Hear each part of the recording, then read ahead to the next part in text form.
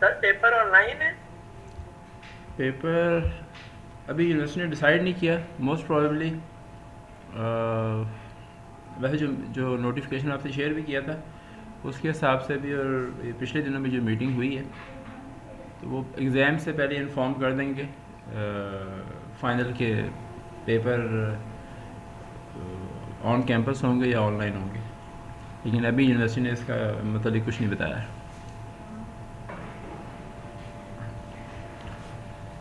अच्छा जी, ये शॉप के नाम का एक फ़ोल्डर है मेरे वेब सर्वर के फ़ोल्डर के अंदर, और इसके अंदर दो एरियाज़ हैं।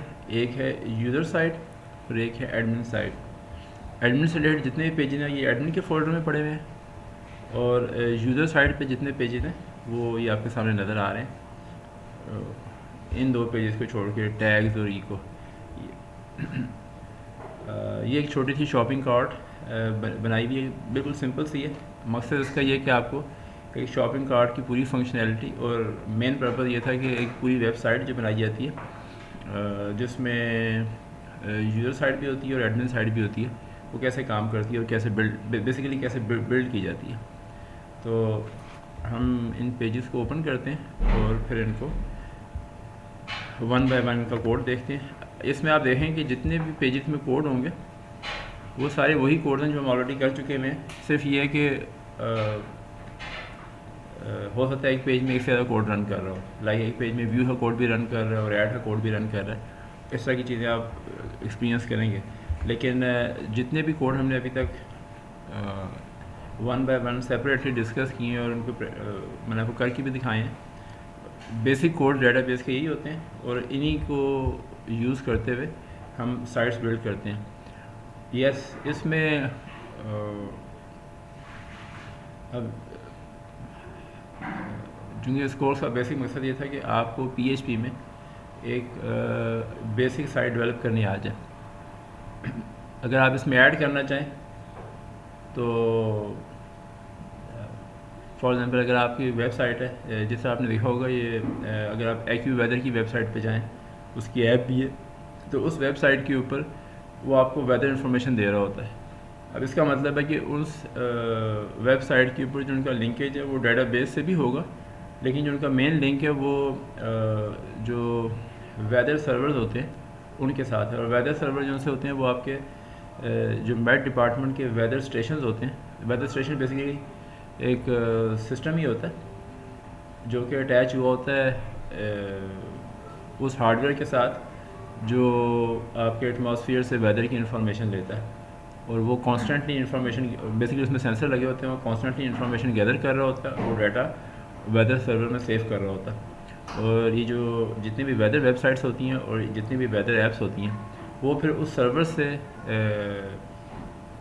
डाटा फैच करती हैं और यूज़र को डिस्प्ले कर देती हैं। तो बताने का मकसद सिर्फ ये है कि ये आपकी रिक्वायरमेंट पर डिपेंड करता है कि आपने क्या चीज़ डेवलप करनी है। हमने चूँकि ज़्यादातर जो वेबसाइट्स होती हैं उसमें लिंक डेटाबेस से मतलब कि बैक एंड पर डेटाबेस होती है और डेटाबेस से लिंक किया जाता है उसको। लेकिन सिर्फ ये यही नहीं होता, आप किसी सर्वर से भी लिंक कर सकते हैं, आप किसी और सर्वर से भी इंफॉर्मेशन मंगवा सकते हैं। आजकल जो बड़ा कॉमन कॉन्सेप्ट है ऐप डेवलपमेंट में, वेबसाइट डेवलपमेंट में, और इवन अब तो डेस्कटॉप एप्लीकेशन डेवलपमेंट में भी, वो ये है कि जो बैक एंड होता है, बैक एंड से मुराद कि वो वाला पार्ट जो यूज़र को नज़र नहीं आ रहा होता, जो बैक एंड फंक्शनैलिटी पूरी रन कर रही होती है, वो सारा बिल्ड किया जाता है APIs के थ्रू। यानी कि API वो लिस्ट ऑफ फंक्शंस होते हैं जो जो भी रिक्वायरमेंट है उसके हिसाब से इंफॉर्मेशन देते हैं। जिस तरह अभी मैं ये पहले आपको पूरी एक्सप्लेन कर लूँगा, फिर मैं बताऊँगा कि अगर इसी वेबसाइट को API को बिल्ड करके बनाया जाए तो फिर इसमें क्या डिफरेंस आएगा। फंक्शनैलिटी तो वही रहती है लेकिन उसको इम्प्लीमेंट डिफरेंट तरीके से किया जाता है।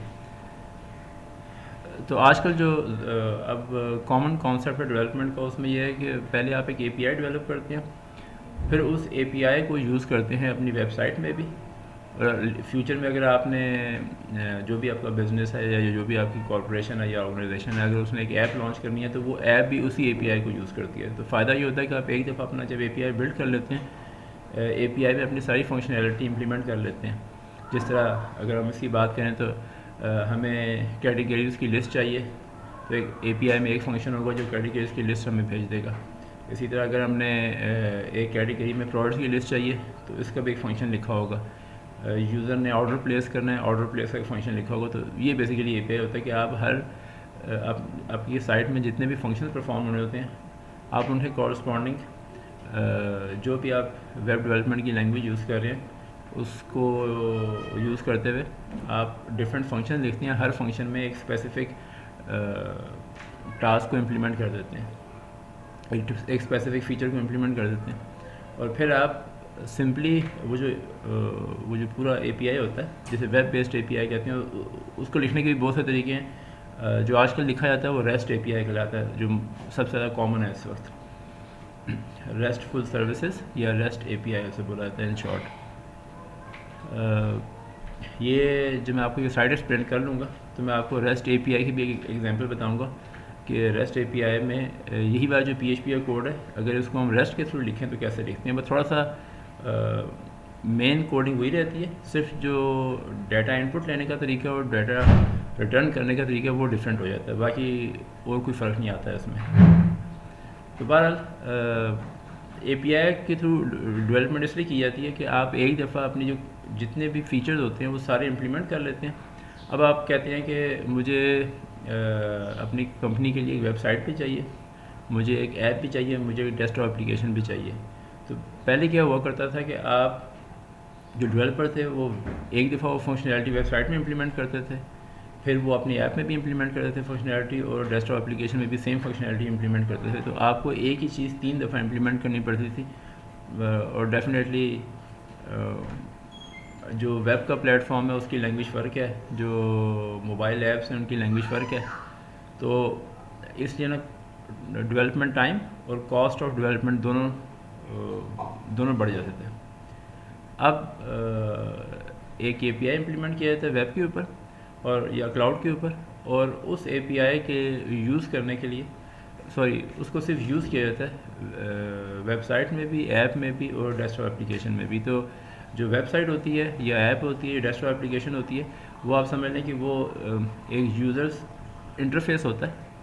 तो आप बेसिकली 3 डिफरेंट यूज़र इंटरफेसेस को क्रिएट करते हैं एक ही फंक्शनैलिटी के लिए। वो फंक्शनैलिटी आपने एक दफ़ा प्रोग्राम करके रख ली होती है।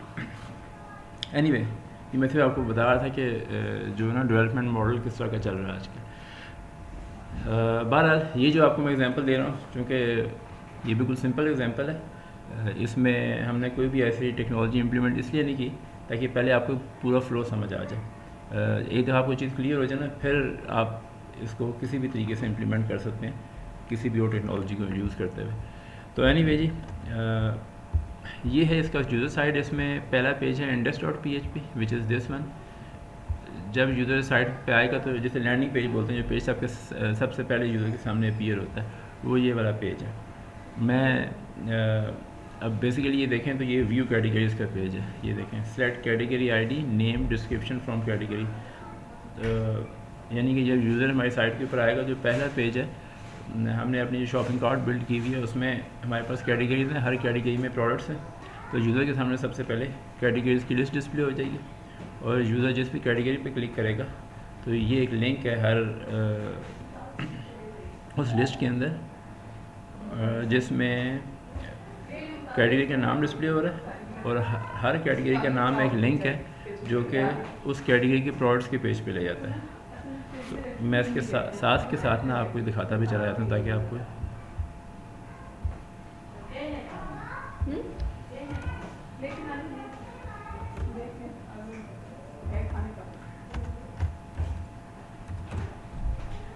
तो ये देखें, जो ये हमारा इंडेक्स पेज है, इसने ऊपर डिस्प्ले किया कैटेगरीज।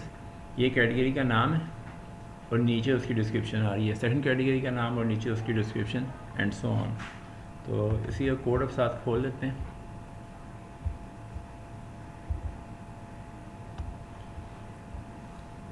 तो ये देखें, जो पेज का टाइटल है वो शॉप आ गया लिखा हुआ। अगर हम इसमें आएँ तो ये देखें ऊपर शॉप लिखा हुआ आ रहा है, और इसके अंदर जो हेडिंग है वो कैटेगरीज आ रही है। दिस इज़ द हेडिंग, फिर डेटाबेस से कनेक्शन इस्टेब्लिश किया लाइन नंबर 10 के ऊपर। लाइन नंबर 12 के ऊपर ये क्यूरी वेरिएबल में सेव कर लिया। और क्यूरी क्या है, कैटेगरी आईडी, उसका नाम और उसकी डिस्क्रिप्शन हमने फैच की है कैटेगरी की टेबल से।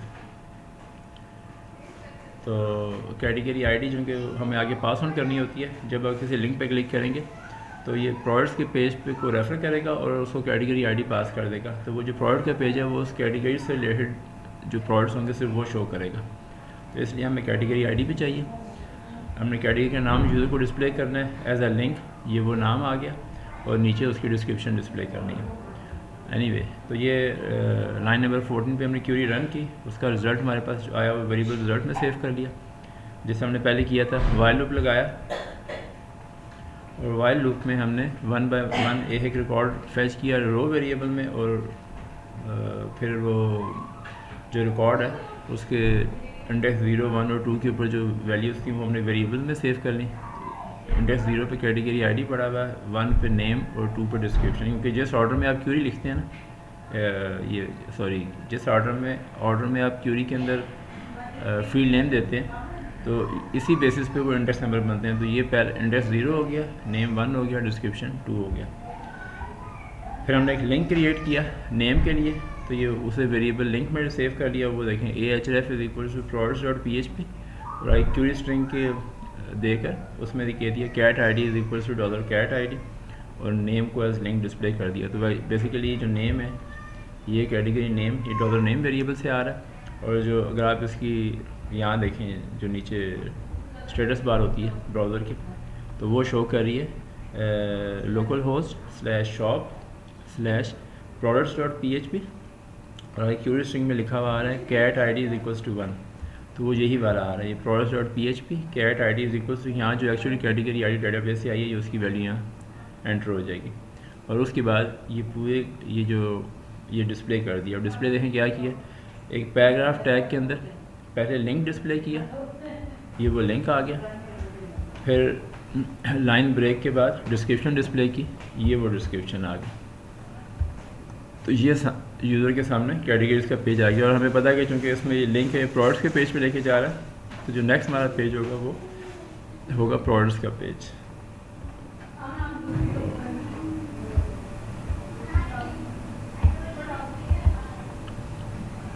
तो हम इस पर क्लिक करते हैं। अच्छा, ये बता रहा है कि लैपटॉप के अंदर कोई प्रोडक्ट नहीं एंटर हुआ डेटाबेस में, किसी और उस पर जाते हैं। ओके, मोबाइल और मोबाइल और टैबलेट्स की जो कैटेगरी थी जब उस पर क्लिक किया तो उसने उसके अंदर जो प्रोडक्ट डेटाबेस में एंटर हुए थे वो शो कर दिए। अब इसमें एक पेज लिंक है व्यू कार्ड का, यानी कि जो कुछ हम कार्ड में एंटर करेंगे उसको देखने के लिए ये हमें व्यू कार्ड के पेज पे ले जाएगा।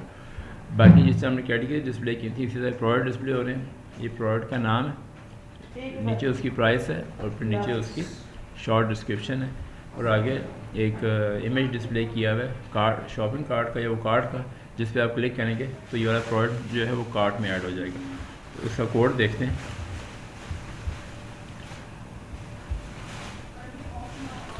अगेन जो पेज का टाइटल है वो शॉप है, वो यहाँ आपको नज़र आ रहा है, शॉप लिखा हुआ है। ये मैंने थोड़ा सा स्टाइल अप्लाई किया था, इसको फ़िलहाल छोड़ देते हैं। ये सिर्फ इनका ना ये फॉन्ट ये करने के लिए। लाइन नंबर 13 के ऊपर हेडिंग दी हुई है प्रोडक्ट्स की, जो कि आपको यहाँ नज़र आ रही है। तो उसके बाद व्यू कार्ड का जो पेज है उसका लिंक दिया हुआ है। तो ये देखें ahref=viewcart.php और जो पेज पे लिखा हुआ आ रहा है वो भी व्यू कार्ड है। ये हाइपर लिंक ख़त्म हुआ और ये सारा कुछ एक पैराग्राफ टैग में लिखा हुआ है। अच्छा, उसके नीचे फिर हमने ये मैंने टेबल टैग को यूज़ करते हुए बनाया, तभी ये प्रॉपर फॉर्मेटेड वे में सामने आ रहा है। तो टेबल टैग स्टार्ट किया, उसके अंदर PHP का कोड लिखा है। मैंने कैटेगरी आईडी रिसीव की, कैटेगरी पेज है जो कि उसने पास की थी हमें, उससे मैंने रिसीव कर लिया कैटेगरी आईडी वेरिएबल के अंदर। अगेन कनेक्शन इस्टेब्लिश किया। अब देखिए क्यूरी किया, क्यूरी है select product ID, name, unit price and description from product where category ID $cat id। यानी हमने प्रोडक्ट के टेबल में से जो कैटेगरी आईडी हमने रिसीव किए उस कैटेगरी आईडी से मैचिंग रिकॉर्ड फैच किए हैं और हर रिकॉर्ड में क्या क्या फील्ड रीड किए डेटाबेस से, प्रोडक्ट की आईडी, उसका नाम, उसकी प्राइस और उसकी डिस्क्रिप्शन।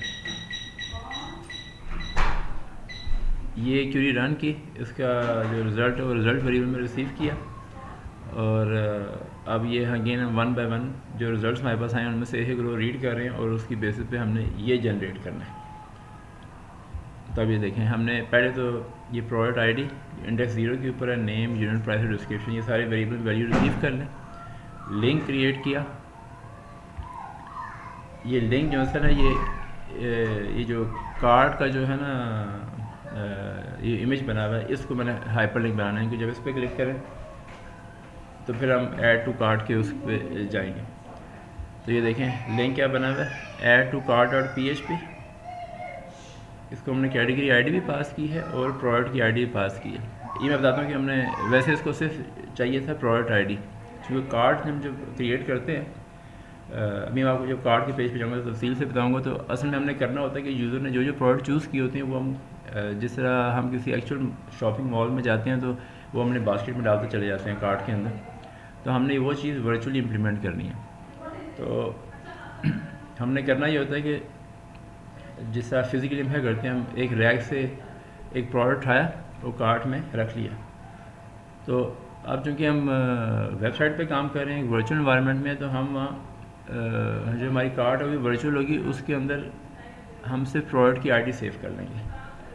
तो जितने प्रोडक्ट यूज़र चूज़ करेगा उन तमाम की आईडीज़ उस कार्ड में ऐड होती चली जाएंगी। तो आईडी ऐड करने का मतलब है कि हमने उसमें प्रोडक्ट सेव वो उस कार्ड में हमने प्रोडक्ट रख लिया, तो इसलिए हमें प्रोडक्ट की आईडी उसे पास करना ज़रूरी होती है।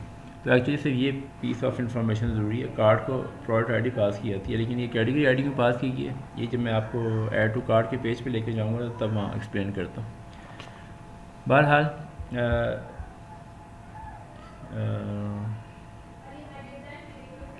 हाँ, तो ये लिंक बन गया जो कि ऐड टू कार्ट और PHP पेज पे लेके जाएगा और उसको दो चीज़ें पास कर रहा है, कैटेगरी आईडी भी पास कर रहा है, प्रोडक्ट आईडी भी पास कर रहा है, और जो नाम है प्रोडक्ट का वो एज लिंक आ रहा है।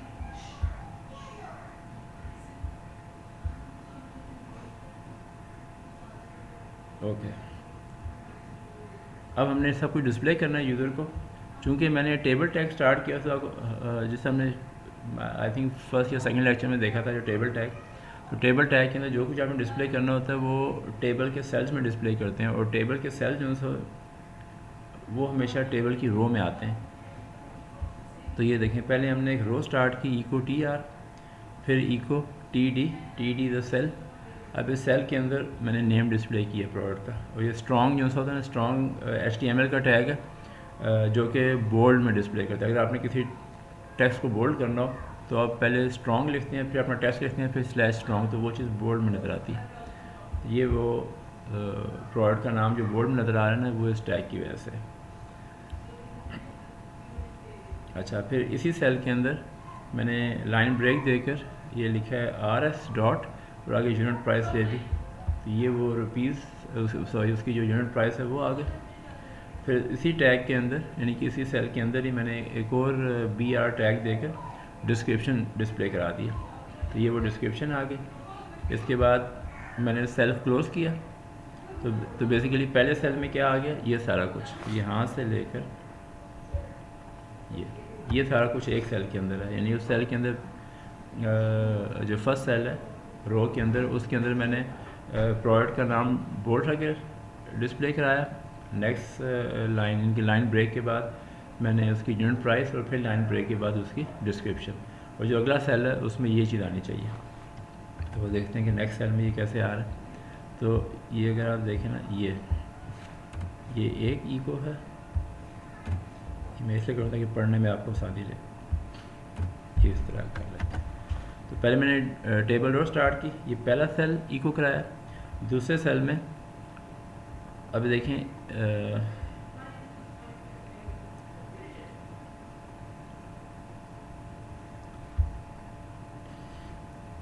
अच्छा, इसका एक और मतलब है, ये जो ओके ये थी ना लाइन 33, मैं ये चेक कर रहा था, ये कहीं यूज़ नहीं हो रही, इसको मैं कमेंट्स में कर रहा था। वो लिंक यहाँ क्रिएट हुआ हुआ है इसके अंदर।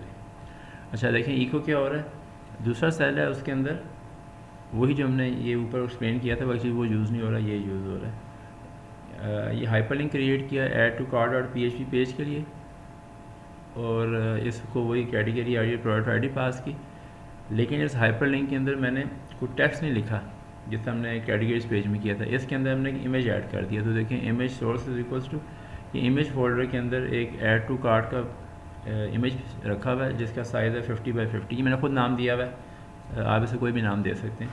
ये अगर आप देखना चाहें तो ये देखें ये इमेज का फोल्डर है और उसके अंदर ये ऐड टू कार्ड का पेज है। ये मैंने इसका नाम आमतौर पर मैं जब इमेज रीसाइज़ करता हूँ वेबसाइट या ऐप डेवलपमेंट में, तो जो उसका साइज़ होता है ना वो आगे उसके नाम के अंदर ही लिख देता हूँ ताकि मुझे याद रहे कि ये इमेज इसका साइज़ कितना है। और प्रॉबेबली ये जो इमेज होगा ना इसका साइज़ ज़्यादा होगा। अगर इसकी हम प्रॉपर्टीज़ चेक करें तो ये देखें ये 225x225 पिक्सल्स का है, जो काफ़ी बड़ा साइज़ था। तो मैंने उसको 50x50, ये अगर आप उसका साइज़ चेक करेंगे तो ये 50x50 पिक्सल मैंने रीसाइज़ किया हुआ है इसको। तो एनीवे ये वाला जो इमेज है ये मैंने यहाँ अपने टैग में रेफ़र किया है, यानी कि जो हमारा हाइपर लिंक है उसमें मैंने टेक्स्ट नहीं दिया, मैंने बल्कि इमेज टैग दिया।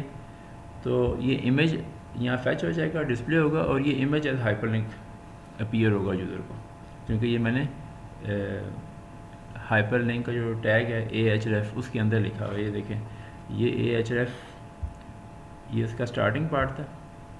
यहाँ पर हम वो चीज़ देते हैं जो डिस्प्ले करनी होती है हाइपर लिंक, तो वो बीच में इमेज टैग आ गया और आखिर में स्लैश है जैसे हाइपर लिंक का क्लोजिंग टैग और फिर सेल का क्लोजिंग टैग। तो एक्चुअली जो नेक्स्ट सेल है उसके अंदर सिर्फ ये चीज़ आ रही है और उसके अंदर एक इमेज है और उस इमेज को हाइपर लिंक बनाया गया है। तो इस तरीके से आप इमेजेस को या किसी भी टेक्स्ट को या किसी जैसे लेट्स से अगर आपने वर्ड डॉक्यूमेंट यूज़र को डिस्प्ले कराया उसके अपने नाम से उससे आप हाइपर लिंक क्रिएट करना चाहें तो इस तरीके से आप हाइपर लिंक बनाते हैं उसका। और आखिर में ये रो क्लोज़ कर दी। तो अब होगा क्या, जितनी दफ़ा लूप चलेगा उतनी रोज़ क्रिएट होती चली जाएंगी। हर रो के अंदर 2 सेल्स क्रिएट होंगे। पहले सेल के अंदर प्रोडक्ट का नाम, प्राइस यूनिट प्राइस और उसकी डिस्क्रिप्शन, और दूसरे सेल में ये जो इमेज था ये डिस्प्ले होगा एज हाइपर लिंक, और जो हाइपर लिंक होगा ये ऐड टू कार्ड के पेज पे लेके जाएगा और उसको जो भी इस रो का जो प्रोडक्ट है उसकी आईडी पास करेगा उसको, और जो भी इस पेज में कैटेगरी आईडी पास हुई है वो भी पास करेगा। आखिर में तो वही है, हमने रिजल्ट फ्री किया, कनेक्शन क्लोज़ किया, टेबल क्लोज़ किया, बॉडी क्लोज़ किया, HTML क्लोज़ कर दिया। तो ये है जी प्रोडक्ट्स का पेज। नाउ लेट्स सी कि ऐड टू कार्ड का पेज क्या करता है, फिर हम आएंगे व्यू कार्ड के पेज पे। तो अब हम यहाँ ओपन कर लेते हैं ऐड टू कार्ड।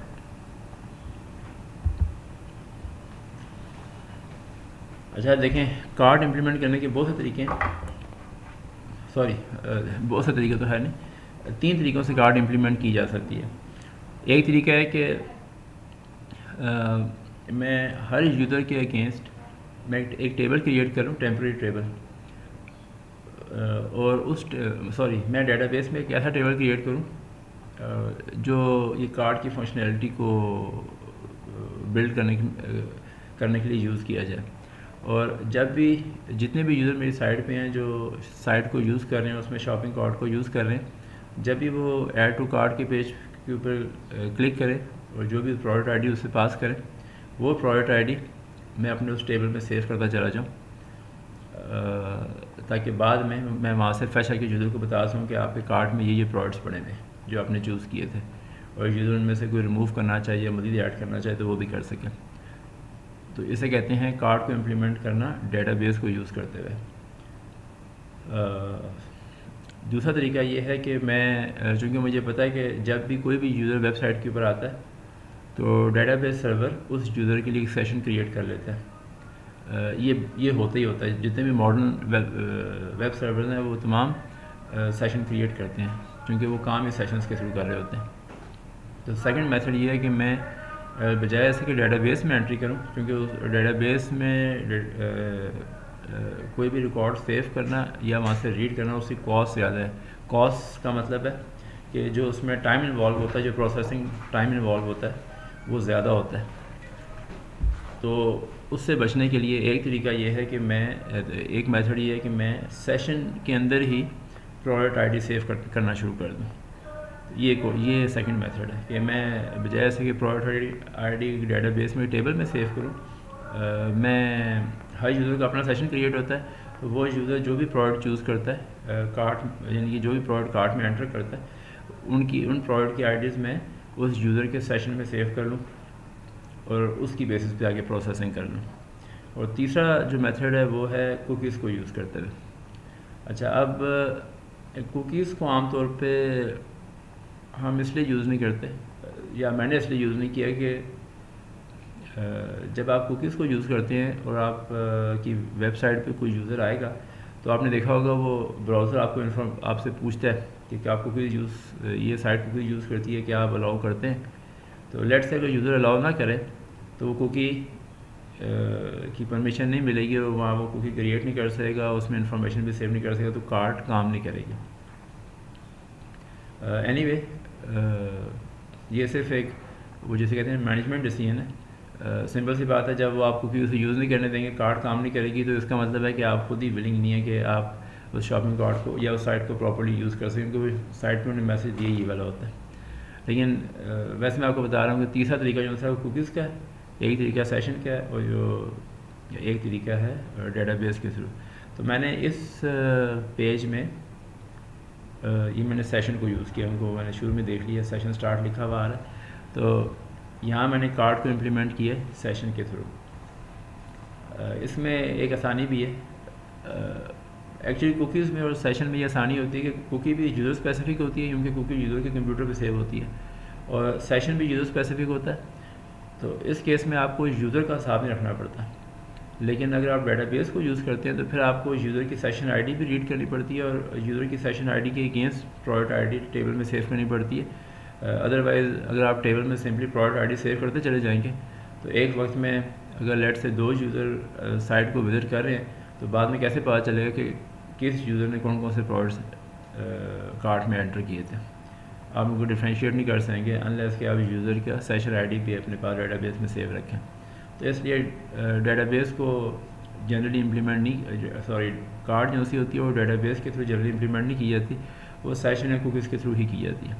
तो मैंने जो फर्स्ट लाइन है सेशन अंडरस्कोर स्टार्ट, वहाँ से वो सेशन के एरिया पे एक्सेस ले ली। ये लाइन नंबर 4 जो है उसमें मैंने सेशन आईडी रिसीव कर ली यूज़र की। ये जो सेशन आईडी ये नया फंक्शन है, ये आप देख लें। सेशन अंडरस्कोर आईडी जो फंक्शन है ये जो यूज़र के लिए वेब सर्वर पे सेशन क्रिएट हुआ है, वेब सर्वर हर सेशन को एक आईडी असाइन करता है जिसकी मदद से वो सेशन में डिफ्रेंशिएट कर सकता है। तो हम वो आईडी हम ये फंक्शन जो है ये वो आईडी रिटर्न कर देगा जो यूज़र के लिए सेशन क्रिएट हुआ सर्वर के ऊपर उसकी, तो वो हमने एक वेरिएबल एस आईडी उसमें सेव कर ली। फिर ये अब हमारी आगे फंक्शनैलिटी है। हमने कैटेगरी आईडी पास की थी, हमने वो रिसीव कर ली। मैंने प्रोडक्ट आईडी भी पास की थी, ऐड टू कार्ट के पेज पे मैंने वो प्रोडक्ट की आईडी भी रिसीव कर ली। तो ये जो मेरे पास इंपॉर्टेंट इन्फॉर्मेशन है वो ये आ गई। देखें मेरे पास सेशन आईडी भी आ गई जिसकी वजह से मैं यूज़र को डिफ्रेंशिएट कर सकता हूँ। मेरे पास कैटेगरी आईडी भी आ गई और प्रोडक्ट आईडी भी आ गई।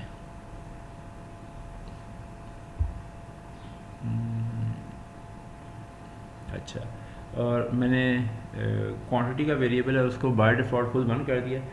जब आप कार्ट में चीज़ें ऐड कर रहे होते हैं तो जब आप कार्ट में ये प्रोडक्ट्स ऐड कर रहे होते हैं तो बाय डिफ़ॉल्ट हर प्रोडक्ट की क्वांटिटी 1 उसमें सेव हो रही होती है। हाँ, अगर आप उसको चेंज करना चाहें तो जब कार्ट को व्यू करते हैं तो वहाँ यूज़र को ऑप्शन देते हैं कि वो क्वांटिटी अगर चेंज करना चाहे, लेट से वो क्वांटिटी 1 की बजाय 4 करना चाहता है, 10 करना चाहता है तो वहाँ चेंज कर सकता है। वो उसमें बाद में आते हैं। एग्जिस्ट फॉल्स ले लिया, हर इसको बाद में देखते हैं। डेटाबेस कनेक्शन एस्टेब्लिश किया। ओह सॉरी, इस पेज में अच्छा ठीक है, यहाँ डेटाबेस के थ्रू इम्प्लीमेंट की गई है और सेशन के थ्रू नहीं की गई, सॉरी गलत बता गया था आपको। और ऑल्दो इसकी कॉस्ट ज़्यादा डेटाबेस में इम्प्लीमेंट करने की, लेकिन डेटाबेस में इम्प्लीमेंट जो करना होता है उसको मैनेज करना आसान होता है, जो सेशन में इम्प्लीमेंट करना होता है उसको मैनेज करना मुश्किल होता है। मुझे से याद आया कि लास्ट में मैंने क्लास को सेशन के थ्रू कराया है तो वो काफ़ी कंफ्यूज हो गए थे। उनको जब उन्होंने इम्प्लीमेंट किया था पेपर में बड़ी मिस्टेक की थी, तो फिर मैंने बोला कि नहीं, बेहतर है स्टूडेंट्स के पास डेटाबेस के थ्रू बताएं, क्योंकि डेटाबेस में इम्प्लीमेंट करना आसान है, कुकीज़ में और सेशन में इम्प्लीमेंटेशन मुश्किल है। ऑल दो कॉस्ट उसकी कम है लेकिन इम्प्लीमेंटेशन ज़्यादा मुश्किल है। तो एनीवे इसमें हमने डेटाबेस के थ्रू इम्प्लीमेंट किया, वो देख लेते हैं कैसे किया। मैंने क्या किया, मैंने सबसे पहले एक टेबल है कार्ड के नाम का, मैंने उसमें से क्वांटिटी रीड की है अगेंस्ट व्हाट, जहाँ सेशन आईडी हमारे सेशन आईडी से मैच करे और जहाँ प्रोडक्ट आईडी, जो भी प्रोडक्ट आईडी उस पेज को पास की है उससे मैच करे। ये काम इसलिए किया कि लेट से मैंने इस प्रोडक्ट पे क्लिक किया, ये प्रोडक्ट ऐड हो गया कार्ड के अंदर, अगर मैं दोबारा आके इस पर दोबारा क्लिक करता हूँ तो ये 2 दफ़ा नहीं ऐड होना चाहिए। कार्ड में एक प्रोडक्ट एक ही दफ़ा ऐड होता है, तो सेकंड टाइम सिर्फ इसकी क्वांटिटी 2 हो जानी चाहिए। तो ये वो वाला काम कर रहा है कि हाँ, ये चेक कर रहा है कि जो यूज़र ने प्रोडक्ट आईडी पास की है और जो सेशन आईडी हमने रीड कर लिया, उस सेशन आईडी और प्रोडक्ट आईडी के अगेंस्ट जो कार्ड का टेबल है वहाँ से हमने क्वांटिटी रीड की है। अब इसमें 2 पॉसिबल आंसर्स हैं। अगर तो ये प्रोडक्ट पहले से ऐड नहीं हुआ हुआ, यानी कि मैं यूज़र हूँ, मैं वेबसाइट पे गया, मेरा वहाँ सेशन क्रिएट हो गया और मैंने फ़र्स्ट टाइम आके इस प्रोडक्ट पे क्लिक किया सैमसंग S10 के ऊपर, तो जब ये क्वेरी रन होगी तो मेरे टेबल में मेरे सेशन आईडी और के अगेंस्ट कोई भी रिकॉर्ड नहीं होगा, तो एग्जिस्ट जो है ना वो ट्रू नहीं रहेगा, वो फॉल्स ही रहेगा। मैंने इसमें ये देखा कि अगर रिकॉर्ड रीड हो रहा है तो एग्जिस्ट को ट्रू कर दो, वरना वो फॉल्स ही रहेगा। तो आखिर मैंने ये चेक किया कि अगर ये रिकॉर्ड मिल गया है इसका मतलब है क्वांटिटी अवेलेबल थी वहाँ। फिर मैंने क्या किया, फिर मैंने नया रिकॉर्ड ऐड नहीं किया, बल्कि जो एग्जिस्टिंग रिकॉर्ड था उसके अंदर सिर्फ क्वांटिटी में एक ऐड कर दिया, वरना एक नया रिकॉर्ड ऐड किया। ये मैं दोबारा एक्सप्लेन करता हूँ। देखें, मैं एक यूज़र हूँ, अब 2 सिनेरियोज़ हैं। मैं जब वेबसाइट पे गया हूँ तो मैंने इस प्रोडक्ट पे फर्स्ट टाइम क्लिक किया। जब फर्स्ट टाइम क्लिक किया तो होना चाहिए कि जो टेबल है कार्ड का उसमें मेरी सेशन आईडी के अगेंस्ट इस प्रोडक्ट की आईडी और क्वांटिटी 1 सेव हो जानी चाहिए, यानी कि एक नया रिकॉर्ड ऐड हो जाना चाहिए। बिल्कुल इस तरह जैसे हमने अपनी एक्चुअल शॉपिंग कार्ट के अंदर एक प्रोडक्ट उठा के रख लिया। लेकिन अगर मैं दोबारा इस पर क्लिक करता हूँ सेकंड टाइम, तो ये रिकॉर्ड दोबारा अपीयर नहीं होना चाहिए, बल्कि सिर्फ इसकी क्वांटिटी 2 हो जानी चाहिए, यानी कि मैंने सैमसंग S10 के 2 बॉक्सेस कार्ट में ऐड कर लिए। तो ये यहाँ वो चीज़ इम्प्लीमेंट की गई है। वो किस तरह इम्प्लीमेंट की गई है कि पहले मैं ये चेक कर लेता हूँ कि क्या ये रिकॉर्ड ऑलरेडी अवेलेबल है डेटाबेस के अंदर। अब 2 सूरतें होंगी, या आंसर आएगा यस या आंसर आएगा नो। मैंने शुरू में ना ये एग्जिस्ट वो आंसर ही हमारा, इसको एज्यूम कर लिया कि ये आंसर नो है, फॉल्स है। अगर रिकॉर्ड मिल जाता है तो उसको आंसर को ट्रू कर लिया, यानी यस कर लिया। आखिर में फिर ये चेक लगाया कि अगर इसका आंसर यस आया था, यानी कि ये प्रोडक्ट ऑलरेडी मेरी कार्ट में पड़ा हुआ था पहले, तो जो भी उसमें क्वांटिटी का वेरिएबल था या फील्ड था उसकी वैल्यू में 1 ऐड कर दें। और अगर वो पहले से नहीं था तो फिर एक नया रिकॉर्ड ऐड कर दें जिसमें इस प्रोडक्ट की आईडी भी डाल दें, मेरे सेशन की सेशन आईडी भी डाल दें और क्वांटिटी में 1 सेव कर दें। तो ये वो वाला काम हो रहा है कि पहले चेक कर लिया कि क्या ये वाला इस सेशन आईडी, यानी कि मेरी सेशन आईडी के अगेंस्ट जो भी प्रोडक्ट की आईडी में मिली है वो अवेलेबल है कार्ड के टेबल में। अगर तो है तो लिख ले सकते हैं एग्जिस्ट का मतलब पहले से अवेलेबल है, इसको हाँ यस कर दिया या ट्रू कर दिया। अब इसके बाद ये चेक किया, अगर तो एग्जिस्ट यस था या ट्रू था तो इसका मतलब है नया रिकॉर्ड नहीं ऐड करना, बल्कि जो रिकॉर्ड ऑलरेडी, ये वाला रिकॉर्ड ऑलरेडी अवेलेबल है, ये वाला प्रोडक्ट ऑलरेडी कार्ड में अवेलेबल है, उसकी क्वांटिटी में ऐड कर देना। तो फिर क्यों ये लिख दिया update cart set quantity is equal to quantity plus 1 where session ID, जो भी मेरे सेशन की आईडी है और जो भी ये प्रोडक्ट इस की आईडी इस पेज को मिली है। और अगर ये एग्जिस्ट फॉल्स है, यानी कि ये ऑलरेडी एग्जिस्ट नहीं करता कार्ट में ये वाला प्रोडक्ट मेरे सेशन आईडी के अंदर, तो फिर इंसर्ट इनटू कार्ट और उसको तीनों चीज़ें पास कर दें, सेशन आईडी, प्रोडक्ट आईडी और क्वांटिटी, और उसमें ये वाली सेशन आईडी, प्रोडक्ट आईडी और क्वांटिटी सेव कर दें। ये सारा कुछ करने के बाद डेटाबेस से कनेक्शन क्लोज़ किया।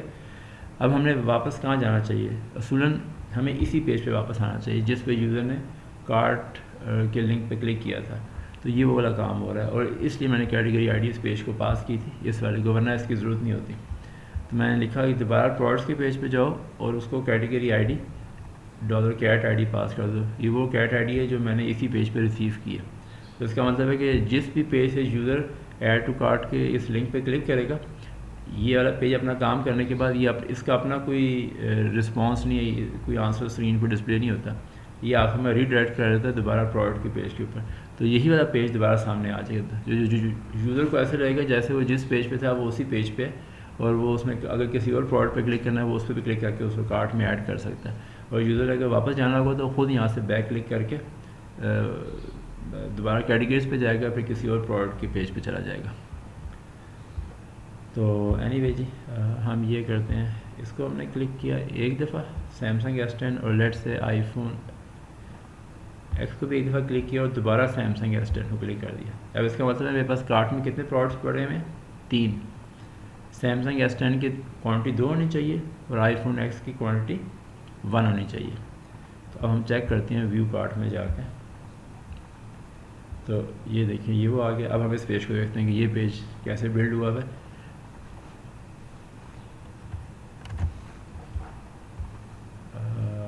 व्यू कार्ट, अच्छा आप देखें इस व्यू कार्ट के पेज में भी पहले मैंने सेशन के एरिया पे एक्सेस लिया। वो क्यों लिया? सिर्फ सेशन आईडी की वैल्यू रीड करने के लिए, क्योंकि टेबल के अंदर और भी यूज़र के रिकॉर्ड सेव हो रहे होंगे। तो मेरा रिकॉर्ड मेरी सेशन आईडी के अगेंस्ट पड़ा होगा, क्योंकि जो टेबल में जो सेशन आईडी का फील्ड है उसमें मेरे सेशन की आईडी जहाँ मैच होगी मैंने सिर्फ वो रिकॉर्ड वहाँ से फैच करने हैं। तो ये शुरू में तो खैर वो मैं स्किप कर रहा हूँ, ये जो शुरू वाला पार्ट में, ओहो इसमें मैं यहाँ से शुरू कर रहा हूँ। इसमें एक लिंक है कैटेगरीज पे पेज पे जाने का, एक है दोबारा प्रोडक्ट्स के पेज पे जाने का। फिर इसमें नीचे टेबल क्रिएट किया हुआ है और टेबल के अंदर मैंने 1 2 3 4 कॉलम क्रिएट किए हैं। पहले ये TH होता है ना, ये हेडिंग सेल होता है जिसमें जो भी आप लिखते हैं वो बोल्ड में लिखा हुआ आता है, और TD यहाँ से होता है और डाटा सेल होता है जिसमें आप नॉर्मल वैल्यूज़ डिस्प्ले करते हैं। तो ये प्रोडक्ट क्वांटिटी यूनिट प्राइस और टोटली आपको यहाँ नज़र भी आ रहा है। Product quantity unit price total, ये एक रो है पूरी, दिस वन, ये वाली हो, ये तो ये वाली रो क्रिएट होगी। उसके बाद मैंने PHP का टैग स्टार्ट किया।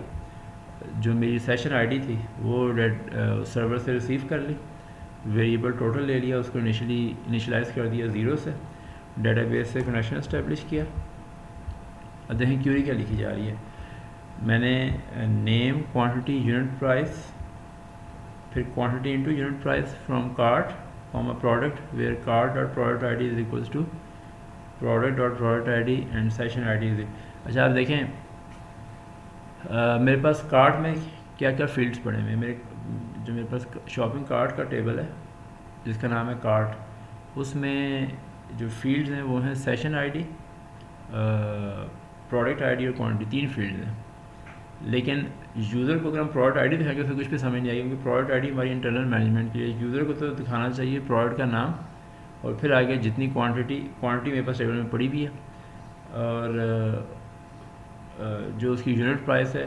अब जो प्रोडक्ट की यूनिट प्राइस है वो प्रोडक्ट के टेबल में पड़ी हुई है और ये टोटल वैल्यू निकाली हुई है, ये इन दोनों को मल्टीप्लाई करके आई है। तो बेसिकली देखें प्रोडक्ट का नाम प्रोडक्ट के टेबल में पड़ा हुआ है, प्रोडक्ट की आईडी कार्ट के टेबल में है, ये जो क्वांटिटी है, जो जितनी क्वांटिटी हमने कार्ट में ऐड की है वो भी कार्ट के टेबल में है, प्रोडक्ट की यूनिट प्राइस प्रोडक्ट के टेबल में है और ये टोटल जो है कैलकुलेटेड फील्ड है।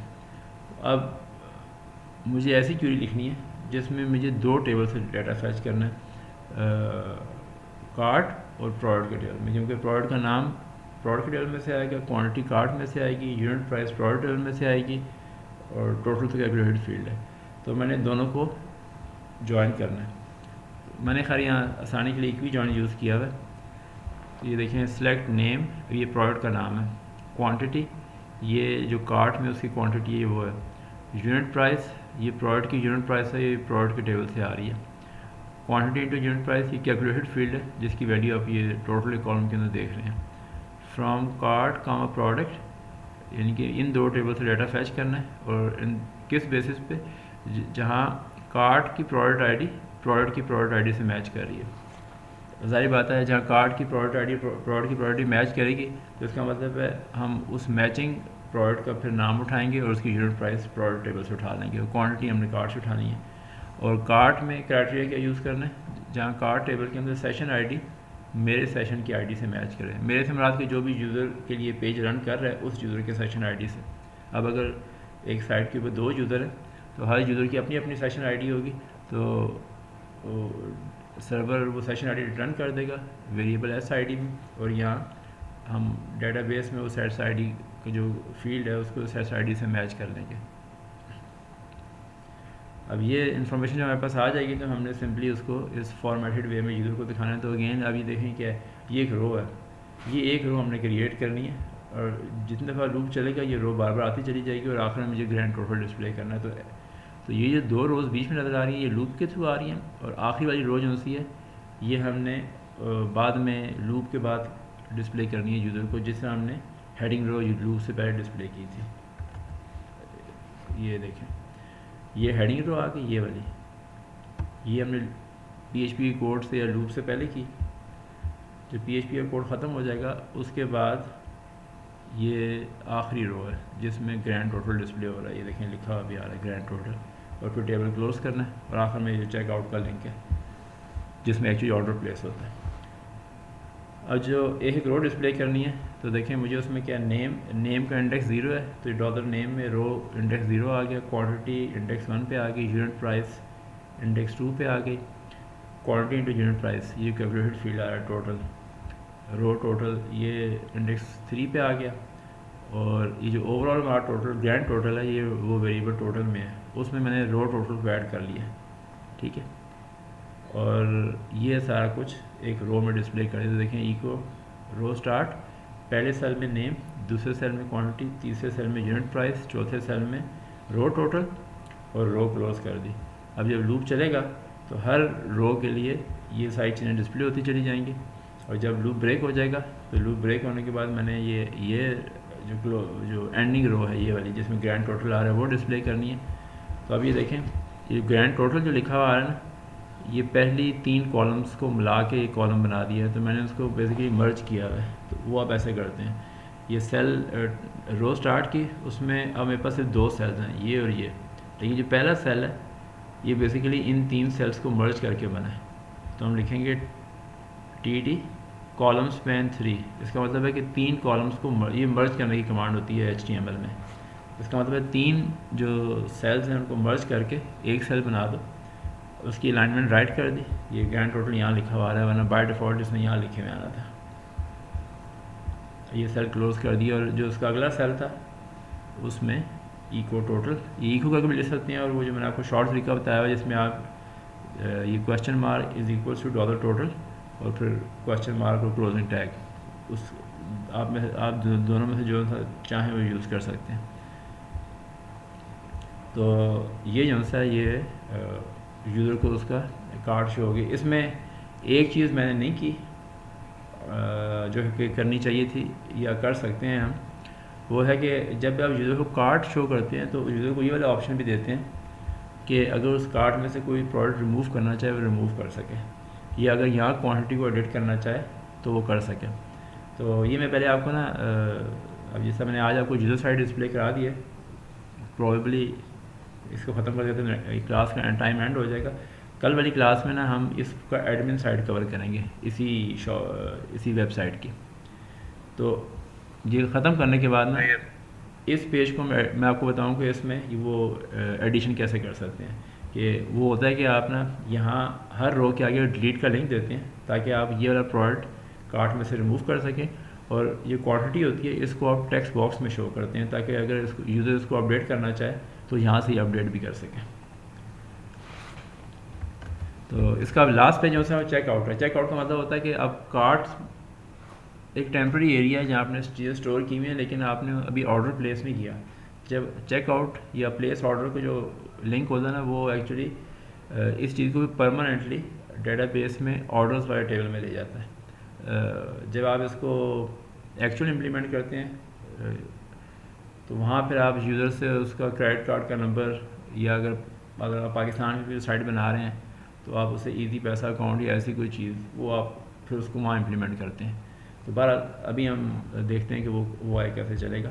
तो एनीवे ये जब कार्ड शो होगी, अब इसके बाद हमारे पास ऑप्शन है, मैं कुछ और प्रोडक्ट ऐड करना चाहूँ तो मैं प्रोडक्ट्स के या कैटेगरीज पे जाके मैं दोबारा से इसमें फॉर एग्जांपल मैं कहता हूँ ग्लास प्रोटेक्टर, ये भी एक ऐड कर दिया और फिर दोबारा व्यू कार्ड पे आया तो ये ऐड हो गया इसके अंदर।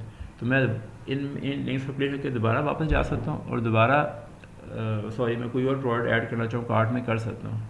और लेट से मैं कहता हूँ कि बस मेरा ऑर्डर कंप्लीट हो गया, अब मैंने और कुछ शॉपिंग नहीं करी, मैंने अपनी कार्ड देख ली, now I want to place order, तो मैं चेकआउट के लिंक पे क्लिक करूँगा। तो इसका साथ साथ वो भी ओपन कर लेते हैं, चेकआउट दिस वन, उसको यहाँ वो भी कर लेते हैं। अच्छा, आप देखें जब चेकआउट करना है तो हमें ये पहले इसके लिए ठहर जाए, आपको वो भी दिखा दूँ। आपको पता होना चाहिए कि डेटाबेस का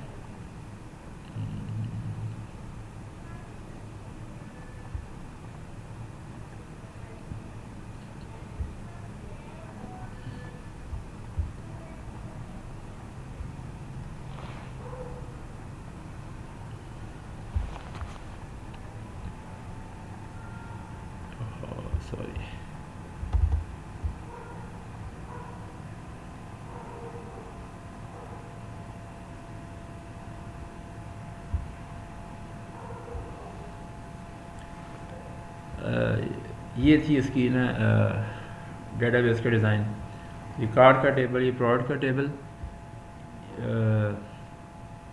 ये वाला टेबल, ये कैटेगरी का टेबल, ये प्रोडक्ट का टेबल, ये वो कार्ड का टेबल है। जब हम चेकआउट करते हैं तो एक्चुअली हम यहाँ से इंफॉर्मेशन निकाल के हम ऑर्डर और ऑर्डर डिटेल टेबल को फिल करते हैं। अब ऑर्डर टेबल में देखें क्या क्या इन्फॉर्मेशन है। ऑर्डर की आईडी है तो ऑर्डर नंबर फील्ड है, जिस डेट को ऑर्डर प्लेस हुआ, ये 3 इन्फॉर्मेशन जो अभी हमने की हुई है। सिंपल इम्प्लीमेंटेशन में हम कस्टमर से उसका नाम, फ़ोन और एड्रेस पूछेंगे, वो हम सेव कर लेंगे, और जो कुछ कार्ट में पड़ा होगा उस कस्टमर ने जो चीज़ें अपनी कार्ट में ऐड की थी वो सारा कुछ उठा के हम इस ऑर्डर के अगेंस्ट उसकी डिटेल में ले जाएंगे। तो पहले हम इस टेबल में कस्टमर से उसका नेम और फ़ोन और एड्रेस पूछेंगे, वो इसमें सेव करेंगे। जब ये रिकॉर्ड सेव हो जाएगा तो ऑर्डर आईडी डेटाबेस इस फील्ड को ऑर्डर आईडी साइन कर देगी। हम वो वाली ऑर्डर आईडी यहाँ से रीड करेंगे, और वो चूँकि हमने वो यहाँ हमें चाहिए होगी, वो वाली ऑर्डर आईडी हमने यहाँ सेव करनी होगी, क्योंकि ये इनका आपस में लिंक है 1 to many का। ये उल्टा, ओहो ये डायग्राम यहाँ गलत बनी हुई है, ये 1 इधर है, मैनी इधर है। ये ऑर्डर आईडी ये 1 है और ये मैनी है, ये उल्टा हो गया, ये एरो क्रो फुट एरो यहाँ जाना चाहिए। अभी देखें इसमें ऑर्डर आईडी वो हमने यहाँ से फेच कर ली, प्रोडक्ट की आईडी इस कार्ड के टेबल से आएगी, क्वांटिटी भी कार्ड के टेबल से आएगी, और जो प्रोडक्ट की यूनिट प्राइस है वो प्रोडक्ट के टेबल से आएगी। तब ये ऑर्डर टेल का टेबल फिल होगा। यानी ऑर्डर टेल में जो ऑर्डर आईडी की वैल्यू है वो ऑर्डर टेबल से आएगी, प्रोडक्ट आईडी और क्वांटिटी की वैल्यू कार्ट के टेबल में से आएगी। यानी कौन कौन सा प्रोडक्ट कार्ट में था वो यहाँ डाल देंगे, उसकी जो भी क्वांटिटी थी वो यहाँ एंटर कर देंगे, और जिस प्रोडक्ट की यूनिट प्राइस है वो हमने प्रोडक्ट के टेबल में से फैच करनी है। बिल्कुल ऐसा जैसे हमने जब कार्ड डिस्प्ले की थी तो यूनिट प्राइस हमने यहाँ से फैच की थी। तो ये सारा काम अब हमने चेकआउट के अंदर इम्प्लीमेंट करना है।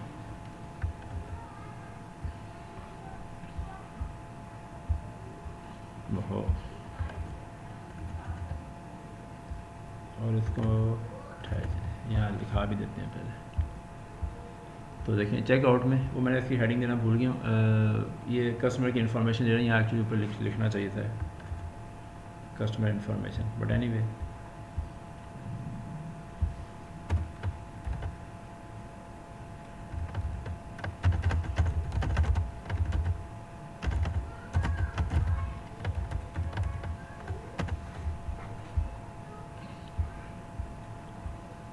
अच्छा, अब सिंपल सा एक फॉर्म है, उसमें 3 चीज़ें, वही नेम फ़ोन एड्रेस पूछा हुआ है और नीचे प्लेस ऑर्डर का बटन है। तो ये देखिए वो फॉर्म मेथड पोस्ट एक्शन में सेव ऑर्डर आ गया। तो सेव ऑर्डर पे हमने सारा काम करना है, जब अभी आपको मैंने डायग्राम देख के एक्सप्लेन किया। नीचे सिंपली एक फॉर्म है और सबमिट का बटन है, इसमें कोई ख़ास चीज़ नहीं है। तो लेट्स से जी इसमें नेम में लिखते हैं आसिम फ़ोन 4 दफ़ा 3 लिख देते हैं और एड्रेस लिख देते हैं सपोज H10।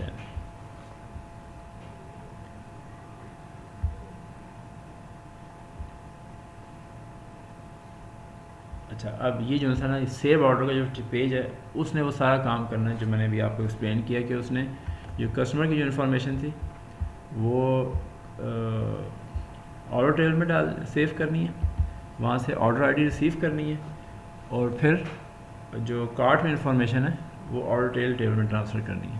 तो अब ये सेव ऑर्डर का पेज आ गया, इसमें हमने सेशन के एरिया पे एक्सेस ली, यूज़र से उसकी सेशन आईडी रिसीव कर ली, नेम फ़ोन एड्रेस जो मैं अभी पिछले पेज में यहाँ मैंने दिखाया था वो भी रिसीव कर लिया, ये जो चेकआउट पेज था। करंट डेट रिसीव कर ली, ये PHP का तरीका है। PHP में एक फंक्शन है डेट का फंक्शन आप कॉल करते हैं और उसको आप y-m-d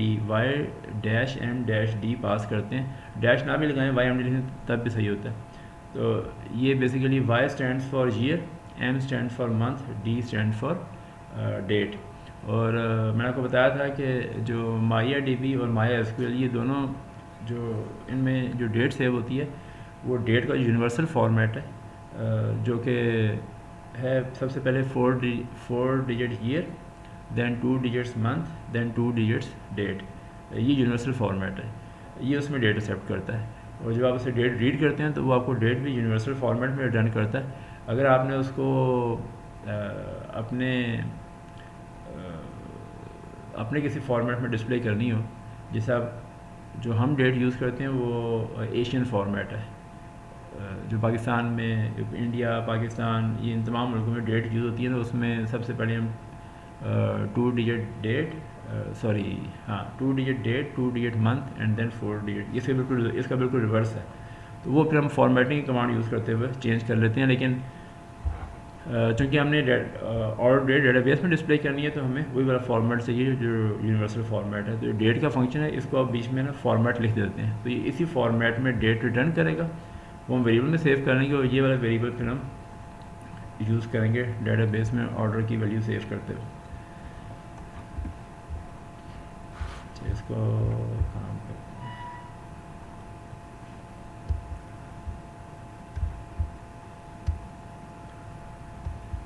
तो डेटाबेस से कनेक्शन एस्टेब्लिश हो गया। अब देखें क्यूरी क्या लिखी है, इंसर्ट इनटू ऑर्डर्स, जो ऑर्डर का टेबल है उसमें हमारे पास जो फील्ड से ऑर्डर डेट, ऑर्डर आईडी छोड़ देना क्योंकि वो ऑर्डर नंबर है। ऑर्डर नंबर का मतलब है जब ये रिकॉर्ड सेव होगा तो डेटाबेस ऑर्डर आईडी की वैल्यू खुद असाइन करेगी उसको, जो कि हम फिर बाद में रीड बैक करेंगे वहाँ से। तो हमने जो सेव करना है इसमें ऑर्डर की डेट, कस्टमर का नेम फ़ोन एड्रेस।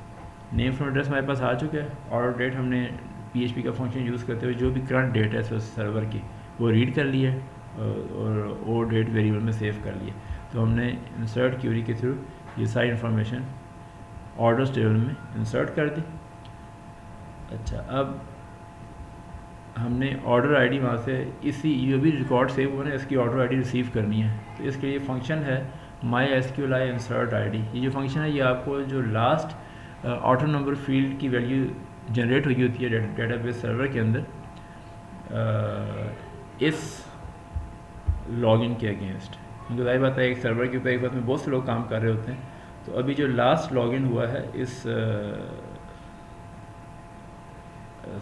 लॉगिन नहीं कह रहा हूँ, इस सेशन के अगेंस्ट। असल में आपको पता होना चाहिए डेटाबेस सर्वर भी सेशन क्रिएट करता है, लेकिन वो हम उसे यूज़ नहीं करते, वो खुद इंटरनली यूज़ कर रहा होता है। तो ये जो भी सेशन क्रिएट हुआ था इस लॉगिन के अगेंस्ट उस सेशन में जो लास्ट ऑर्डर नंबर फील्ड की वैल्यू साइन हुई है ना, ये फंक्शन वो वैल्यू रीड कर लेता है और मैं रिटर्न करता है। तो वो हमें पता है कि वो ऑर्डर की आईडी होगी, वो हमने ऑर्डर आईडी भी रिसीव कर ली। अब जो ऑर्डर डिटेल का टेबल है उसमें मुझे ऑर्डर आईडी चाहिए, प्रोडक्ट की आईडी चाहिए, उसकी क्वांटिटी चाहिए और यूनिट प्राइस चाहिए। तो अगेन अब मैंने वो क्यूरी लिखी, सिलेक्ट कार्ट और प्रोडक्ट आईडी। कार्ट के टेबल में से प्रोडक्ट आईडी रीड कर लेनी है, क्वांटिटी रीड कर लेनी है, यूनिट प्राइस हमने प्रोडक्ट के टेबल में से रीड करनी है। From cart comma product where cart dot P I D is equal to product dot P I D and session I D is equal to, ये हमने वही क्यूरी लिखी है मोर और लेस जो मैंने व्यू कार्ट के पेज में लिखी हुई थी। सिर्फ ये है कि इसमें मैंने एंड पी आई डी नहीं लिखा, क्योंकि हमें जितने भी प्रोडक्ट्स हैं तमाम की वैल्यू रीड करी, बल्कि एक्चुअली ये सेम क्यूरी है। यस, अब करना क्या है, इस जब क्यूरी का जो रिज़ल्ट आएगा, जितने रिकॉर्ड्स आएंगे वन बाय वन वो रिकॉर्ड रीड करना है और उस रिकॉर्ड को ऑर्डर डिटेल टेबल में सेव करते चले जाना। तो ये देखें, लूप लगाया और प्रोडक्ट आईडी रीड की पी आई डी वेरिएबल में, क्वांटिटी वेरिएबल में, इसी तरह यूनिट प्राइस और यूनिट प्राइस और insert into order details O I D, ये हम पहले रीड कर चुके हैं ओ आई डी वेरिएबल में। तो O I D, P I D, quantity और यूनिट प्राइस ये ऑर्डर डिटेल टेबल में चली गई।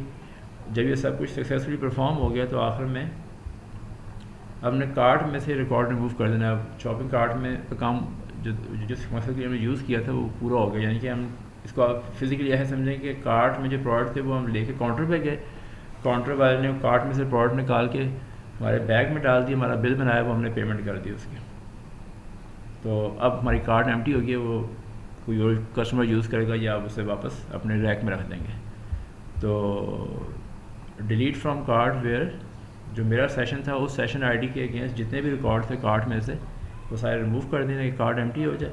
और आखिर में यूज़र को इन्फॉर्मेशन दे दी, ऑर्डर कन्फर्मेशन है, योर ऑर्डर नंबर इज़, जो भी ऑर्डर आईडी थी हमारा ऑर्डर नंबर होता है, और order will be delivered in this working days, thank you. अब ये चूँकि कस्टमर यूज़ कर रहा है और मैंने ये इम्प्लीमेंटेशन इस बेसिस पे बनाई थी कि कस्टमर ने अगर ऑर्डर प्लेस करना है और उसे ऑर्डर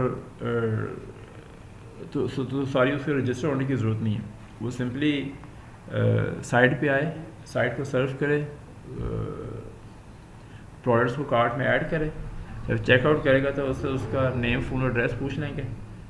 ये वाला मॉडल है जो हमारे मुल्क में ज़्यादातर चलता है कि जो उसमें फिर आपको बाद में, अभी चूँकि हमारे पास इंफॉर्मेशन टेबल में आ गई है तो हम फिर यूज़र से फ़ोन पे कंफर्मेशन लेते हैं पहले, और कंफर्म करने के एक हमारे जो भी हमारा सेटअप होगा उसमें एक हमने लड़का रखा होगा, ये एम्प्लॉय जो यूज़र से कंफर्मेशन लेगा, कंफर्मेशन के बाद वो ऑर्डर डिलीवर कर देगा जो भी एड्रेस है।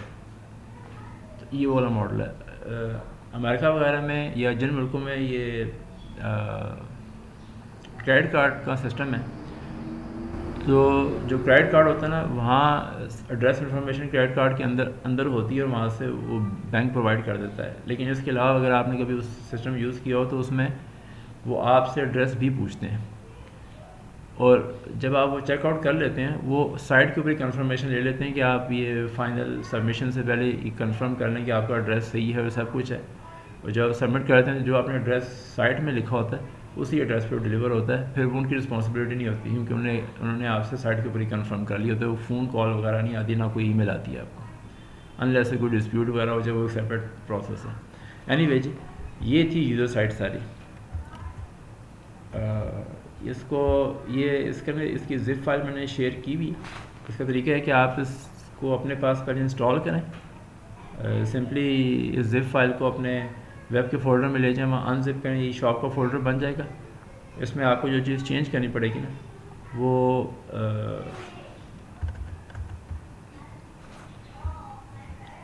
ये चीज़ चेंज करनी पड़ेगी, लॉगिन पासवर्ड, यानी कि आप यहाँ रूट और एम्प्टी स्ट्रिंग, बाकी सब कुछ सेम रहेगा। लेकिन ये सारा करने से पहले आपको एक और काम करना पड़ेगा कि आप डीबी के फोल्डर में जाएंगे और यहाँ शॉप के नाम की एसक्यूएल फाइल पड़ी हुई है, ये आप सिंपली इस स्क्रिप्ट को रन कर दें। इसको रन करने का तरीका भी आपको बता देता हूँ। आपने MySQL में लॉगिन हो जाना, जो भी आपका अकाउंट बना हुआ है। अच्छा सॉरी, एक मिनट रह जाए।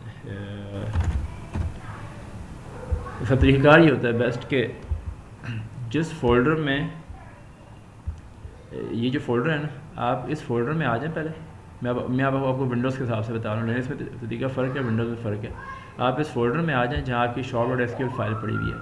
और विंडोज़ में भी इस साइड ऊपर जो विंडोज़ एक्सप्लोरर है उसमें, मैं विंडोज़ एक्सप्लोरर की बात कर रहा हूँ, इंटरनेट एक्सप्लोरर की बात नहीं कर रहा। उसमें ना ये बार आ रही होती है, आप इसमें जाके आपने यहाँ टाइप करना है। जब वहाँ विंडोज़ में क्लिक करते हैं ना, तो जो ही आप क्लिक करते हैं ये जो सब कुछ लिखा हुआ आ रहा होता है, ये वाला ये सब गायब हो जाता है। आपने यहाँ लिखना है CMD प्रेस करके एंटर, CMD टाइप करके एंटर प्रेस करना है, तो एक कमांड प्रॉम्प्ट ओपन हो जाएगा, लेकिन ये ओपन होगा इस फोल्डर के अंदर, ठीक है। वरना अगर आप को वो डॉस की कमांड अच्छी आती हैं तो आप CD की कमांड देख के खुद भी जा सकते हैं, लेकिन आसान तरीका होता है कि आप विंडोज़ में इस फोल्डर में चले जाएँ जहाँ आपकी shop.sql फाइल पड़ी हुई है। एड्रेस बार में जाएँ, वहाँ टाइप करें CMD और एंटर प्रेस कर दें, तो आपके सामने कमांड प्रॉम्प्ट खुल जाएगा, लेकिन ये कमांड प्रॉम्प्ट इस फोल्डर में खुलेगा। ये ज़रूरी है कि वो कमांड प्रॉम्प्ट की जो वर्किंग डायरेक्टरी है वो जिसे कहते हैं CWD करंट वर्किंग डायरेक्टरी, वो यही वाला फोल्डर होना चाहिए। तो एनीवे इसको अगर आप लिनक्स में करना चाहें तो इस तरीके से होता है। आप इसके अंदर राइट क्लिक करें, ओपन टर्मिनल हेयर कर दें, तो वो देखिए यहाँ खुल जाएगा। फिर आपने लॉगिन होना है। अब चूँकि हर वीडियो रिकॉर्ड हो रही है, आपको फ़ायदा है, आप तो देख लीजिएगा। आप लिखना है \. इसका मतलब होता है कि स्क्रिप्ट रन करो और एक फ़ाइल में से, और आगे आपने फ़ाइल का नाम देना है। तो चूँकि हम इसी फोल्डर में, इसी फोल्डर में हमने कमांड प्रॉम्प्ट रन किया, तो हमारी स्क्रिप्ट फाइल का नाम क्या है, shop.sql। तो इसका आगे आप लिख देंगे shop.sql, एंटर प्रेस कर देंगे, तो ये पूरा स्क्रिप्ट यहाँ रन हो जाएगा। और ये पूरी डेटाबेस जो सी है वो आपके सामने, आपके जो आपके सर्वर है उसमें डेटाबेस सर्वर उसमें क्रिएट हो जाएगी। पहला स्टेप ये है आपका, ठीक है। मैं यहाँ से नहीं कर रहा कि वो मैं करूँगा तो ऑलरेडी बनी हुई है वो एरर देगा, या अगर उसमें कमांड लिखी हुई है पहले रेस करने की तो अच्छा नहीं, रेस करनी बनी हुई। बहरहाल मैं ऐसा नहीं किया कि मेरे पास ऑलरेडी बना हुआ है ये। तो पहला काम आपने ये करना है। इसके बाद आपने ये जो फोल्डर है ये आपने करना ही अनजिप करना है अपने जैम के अंदर htdocs के फोल्डर में जाके, ताकि वहाँ ये साइट क्रिएट हो जाए। फिर आपने इसी तरह जैसा मैंने लिखा हुआ है लोकल होस्ट शॉप लिख के एंटर प्रेस करेंगे तो पहला पेज जो इंडेक्स रन करता है। हाँ, एक काम को करना पड़ेगा, ये अब आज टाइम ख़त्म हो गया, मैं नेक्स्ट क्लास में बताऊँगा। ये जो हर पेज में चेंज करना पड़ रहा है ना, हर पेज में PHP में ये चीज़ यूज़ हो रही है, तो हम इसको आसान करेंगे। इसी में चेंज करूँगा कि आप एक कॉन्फ़िग फाइल बनाते हैं, उसमें एक ही दफ़ा ये डाटा इन्फॉर्मेशन स्टोर कर लेते हैं और बाद में उसको यूज़ करते रहते हैं। और अगर चेंज करनी होती है तो आप एक जगह पे जाके अपना लॉगिन पासवर्ड चेंज करते हैं, हर जगह पे चेंज हो जाता है, जैसे कि आप हर पेज पे जाके चेंज करें। लेकिन अभी आप करेंगे तो आपको हर पेज में जाके ये लॉगिन पासवर्ड चेंज करना पड़ेगा। तो anyway ji, this was the user side. Tomorrow इंशाल्लाह we will cover the admin side. Admin side हमने क्योंकि पहले की हुई है, तो इसलिए ये add category, edit category, delete category, add body, सारे वो पेजेस हैं। इसमें जो चेंज है ना वो ये लॉग आउट, लॉग इन नहीं, ये भी हमने किए हैं। इसमें देखेंगे कल के इसमें क्या चीज़ है। आई थिंक इसमें सब कुछ ही कवर हुआ हुआ है। यस, हाँ, इसमें एक चीज़ मिसिंग है, वो हम करेंगे कि जो एडमिन है वो देखना चाहिए कौन कौन से प्रोडक्ट ऑर्डर हुए हैं, और जब उनको डिलीवर करवा देता है तो उनका स्टेटस चेंज कर देगा कि ये वाला ऑर्डर प्रोसेस हो गया, यानी कि कंप्लीट हो गया, डिलीवर कर दिया गया। सिर्फ वो वाला पेज मिसिंग है, वो हम देखेंगे। इसमें मोस्ट प्रॉब्लम मैं पहले बना के रखूँगा ताकि हम इसको जल्दी से कवर कर लें क्लास के अंदर, वरना टाइम बहुत लग जाता है। तो एनीवे जी, इसको क्लोज करें।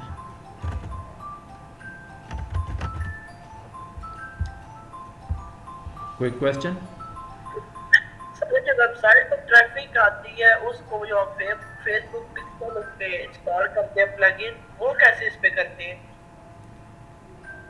अच्छा, वो जो जो आपने ट्रैफिक जो एनालाइज करनी होती है, वो बेसिकली होता ये है कि उसे कहते हैं गूगल एनालिटिक्स। गूगल के अगर आप उस पर जाए ना, तो आप गूगल एनालिटिक्स का अकाउंट क्रिएट करना पड़ता है उनका। फिर ना एक छोटा सा कोड है, उन्हें अपनी साइट वो उस पर दिया हुआ है, वो आप अपनी साइट में ऐड करते हैं। और वो जो सा कोड है ना, वो बेसिकली फिर आपकी साइट के जितने भी स्टैटिस्टिक्स हैं वो रिकॉर्ड करना शुरू कर देता है। फिर आप चलें, ये मैं आपको ना ये पहले हम ये कल वाला कर लेना, ये चीज़ मैं आपको पूरी करके बता दूंगा। तो एनीवे वो गूगल एनालिटिक्स का कोड होता है, वो आप अपनी साइट में ऐड करते हैं अपने पेजेस में, वो ट्रैक करता है फिर आपको। और वो फिर आपको ये भी देता है, एनालिटिक्स भी प्रोवाइड करता है आपको, यानी कि आपके साइट पे कौन कौन से यूज़र किस किस जगह से आए, कौन सा यूज़र कितनी देर के लिए आपके साइट के ऊपर रहा, एंड सो ऑन। वो सर, मैंने एक जगह फेसबुक पिक्सल कहते हैं, वो सारा कुछ करते हैं, वो इंस्टॉल करना पड़ता है उसका प्लगइन को। अच्छा हाँ, वो देखिए फेसबुक का भी एनालिटिक्स है ना, वो फेसबुक के एनालिटिक्स के लिए फिर आपको फेसबुक, मुझे फेसबुक का ये नाम नहीं पता था, अगर वो पिक्सल है तो वो होता है कि पहले आप ना फेसबुक की साइट पे जाते हैं, उसका एक डेवलपर अकाउंट होता है, फ्री होता था। यस उसमें आप एक जाके ऐप क्रिएट करते हैं, ऐप या प्रोडक्ट क्रिएट सर, कर। डाउनलोड किया लेकिन मैं वेबसाइट नहीं, वो उसकी फ्री मिल रहा है, उसके लिए कोड देते हैं, वो कहते हैं अपनी जो वेबसाइट है वहां जाके उसको पुट कर दो कोड, तो आपका रन हो जाएगा। हाँ एग्जैक्टली, तो वो बेसिकली जावास्क्रिप्ट का कोड होता है, वो अपनी अपनी साइट में ऐड करना होता है। मैं आपको, चूँकि मैंने गूगल का काम किया हुआ है, मैंने फिर फेसबुक का भी किया था, मैं देख लूँगा। बेसिकली वो सिंपल सा काम है, आपने गूगल पे या फेसबुक पे या इवन ट्विटर का भी मिलता है, ये जो सा है, वो जब आप उस पर ऐड कर लेते हैं वो कोड अपने पेजेस में ना, तो फिर वो आपको एक तो ट्रैक भी करते हैं और एनालाइज भी करते हैं, तो वहाँ से फिर आपको एनालिटिक्स मिलने शुरू हो जाते हैं उसके। Okay sir. चूँकि वो आप सही कह रहे हैं, वो आपने बात की, मुझे याद आ गया कि ये पहले से गूगल का था ना, फिर फेसबुक ने भी बड़ा एक्सटेंसिव किस्म का अपना एनालिटिक्स का पूरा प्लेटफॉर्म है उनका, जो वो खुद तो यूज़ करते थे, लेकिन उन्होंने अब पब्लिक कर दिया। वो आप पब्लिक करने का मतलब है कि आप वो अपने पेजेस में जब ऐड करते हैं, तो आप फेसबुक एनालिटिक्स के थ्रू भी एनालिसिस ले सकते हैं अपने अपने पेजेस का और अपनी वेबसाइट का। ये जब आप जाते हैं ना, फॉर एग्जांपल आपने वेबसाइट बनाई है और अब आप उससे अर्निंग करना चाहते हैं, तो अर्निंग के लिए बेसिकली क्या होता है, दो तरीके हैं। या तो आपकी ई कॉमर्स साइट है, आप डायरेक्टली अर्न कर रहे हैं, या आपकी वेबसाइट के ऊपर जो ट्रैफिक आती है, और इतनी ट्रैफिक है कि आप वेबसाइट के ऊपर एड्स पोस्ट करते हैं और उसके थ्रू अर्न करते हैं। अब यस एड्स में भी दो तरीके हैं।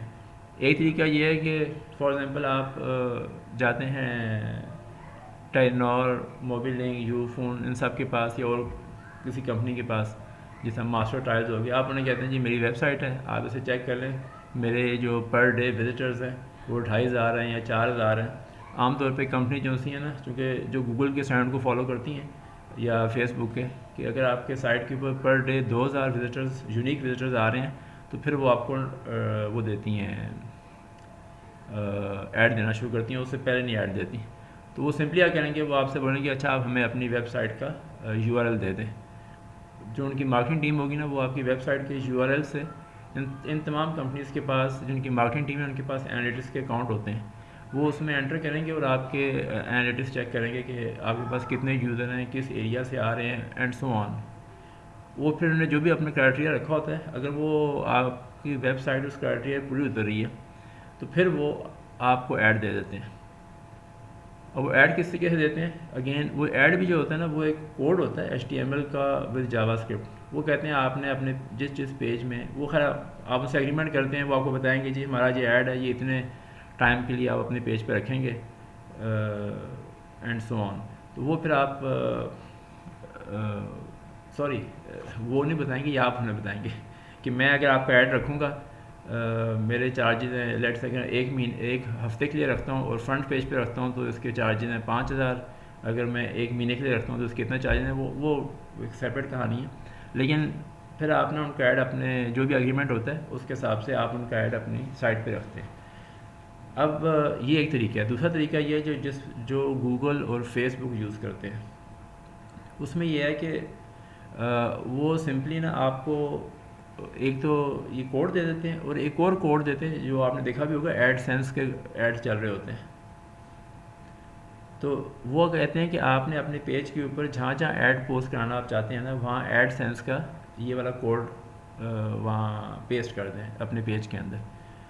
और वो जो एडसेंस का कोड पेस्ट करते हैं उसमें और भी बहुत सी चीज़ें कि उसमें सबसे जो कॉमन चीज़ होती है वो होता है कि वो जो आपके ऐड का साइज़ है ना वो कितना होगा, यानी कि वो 10 बाई 20 पिक्सल्स का होगा या 100 बाई 150 पिक्सल का होगा। वो आप अपनी साइट पे जगह देख के ना, जो जगह होती है जो आपने ऐड डिस्प्ले करना होता है वो आप उनको बता देते हैं।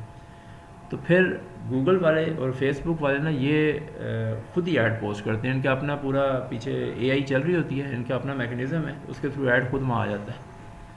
और वो बहुत सी चीज़ें एनालिटिक्स में चेक करके कि कौन कौन से यूज़र विजिट कर रहे हैं, उन यूज़र की प्रोफाइल्स की हैं, क्योंकि उनके पास बहुत इन्फॉर्मेशन होती है, तो उसके हिसाब से ऐड पोस्ट करते हैं।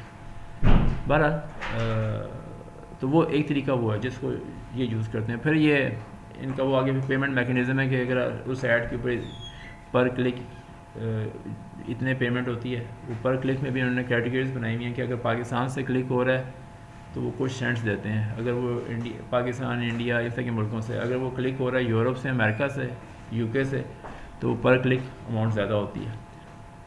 तो वो इस तरीके से फिर आपको ना महीने के एंड के ऊपर वो बता देते हैं जी कि आपका इतना रेवेन्यू जनरेट हुआ, वो आपके अकाउंट में ट्रांसफ़र कर देते हैं पैसे। जब मैं MS कर रहा था तो मेरे 2 क्लास फेलो थे, वो हर महीने 10-12 हज़ार रुपया वो यहाँ से कमा लेते थे। वो करते क्या थे, उन्होंने सिंपली यूट्यूब पे अकाउंट बनाया हुआ था, उस पर उन्होंने मोनेटाइज़ किया हुआ था। वो करते ये थे कि जो फ़ुटबॉल के मैचेस, आपको पता है यूरोप में बड़ा क्रेज़ है फ़ुटबॉल मैचेस का, तो वो फ़ुटबॉल के मैचेस और ये बैडमिंटन और बैडमिंटन के फुटबॉल यानी मैचेस के जब होते थे तो इनके क्लिप्स, इनके लीग मैचेस के जो होते हैं ना, वो जो किक्स होती हैं और गोल सेव करना, वो सब जो क्लिप्स निकाल के वीडियो बनाते थे, उसे पोस्ट करते थे, उसके वो पैसे कमाते थे। तो खैर नहीं भाई, ये चाहे तो आप भी कर सकते हैं। ठीक है जी, फिर इंशाल्लाह कल मिलेंगे नेक्स्ट उसके साथ।